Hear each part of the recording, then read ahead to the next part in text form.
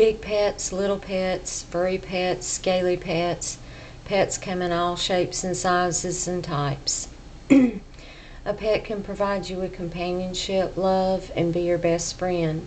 It can teach a child about friendship, responsibility, and loyalty.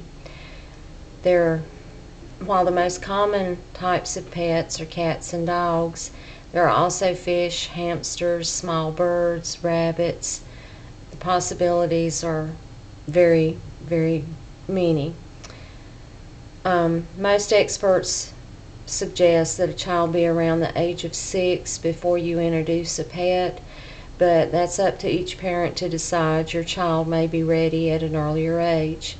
One thing you want to take into consideration is where you live. Do you live in an apartment? Are you going to need a small pet? You're going to have to walk a small dog if you get one. Do you have an area for it to go out and play? Do you live on a farm? Can you handle a bigger pet like a large dog? Those are some things that you want to think about before you make your final decision.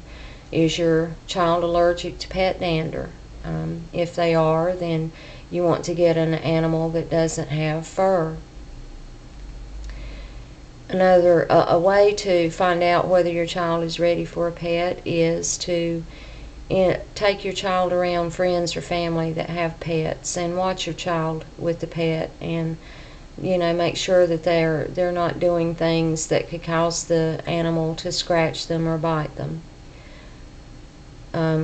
Getting a puppy or a kitten may not be the best decision, because puppies and kittens are prone to scratching and biting, and you got to think that they're more fragile, and they also need a lot of training. So you kind of be training your child and your pet at the same time, training your child how to take care of the pet and treat the pet, and training the pet to be housebroken and how to act with the child. Sometimes adopting a adult dog, if you're looking for a dog that's a little calmer and friendlier, might be a better choice. If you are considering a dog, then do some research. Not all breeds are good with children.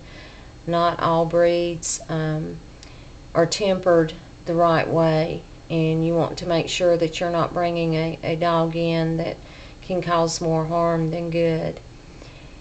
Make sure that you have plenty of adult supervision with your child when you first introduce the pet. Sit down and talk with your child and explain to them. Ask them how they would feel if their ears were pulled or if somebody poked them in the eye, and that might help them to relate on how to treat their pet.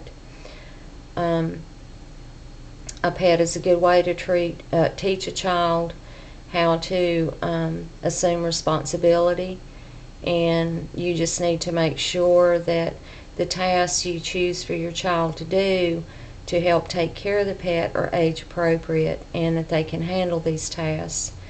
You have small children that can't reach a sink, then you don't want to ask them to give the dog water or the cat. So you need to make sure that the tasks that you give them, they're able to do it, and that way they'll get a little self-worth and feel accomplishment from creating, from doing these tasks. And I hope you take these things into consideration before you get your pet, so you don't get a pet that you're going to have to get rid of and maybe it wind up in a shelter.